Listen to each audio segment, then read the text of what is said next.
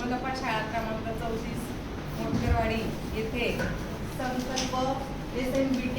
कॉलेजतर्फे संपूर्ण डॉक्टरांची टीम इथे उपस्थित राहिली आणि सर्व डॉक्टर्सनी आमच्या सर्व विद्यार्थ्यांना चांगल्या प्रकारे मार्गदर्शन केलं की रोजच्या जीवनामध्ये आपण काय अंगीकारावं आणि काय अंगीकारू नये,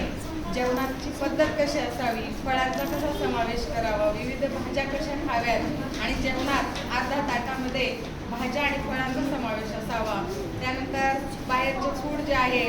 जंक फूड आहे ते टाळावेत, कोल्ड्रिंक्स टाळावेत आणि घरचं अन्न, ताजं अन्न खावं. आणि आपल्या रोजच्या ज्या सवयी आहेत, TV, मोबाईल, हल्ली हे खूप प्रमाण वाढलं आहे लहान मोठ्या सर्वांमध्ये, तर त्याच्यामध्ये काय बदल करावा, TVचा मोबाईलचा वापर करू नये आणि चांगल्या सवयी अंगीकारावा, स्वच्छता पाळावी. त्यानंतर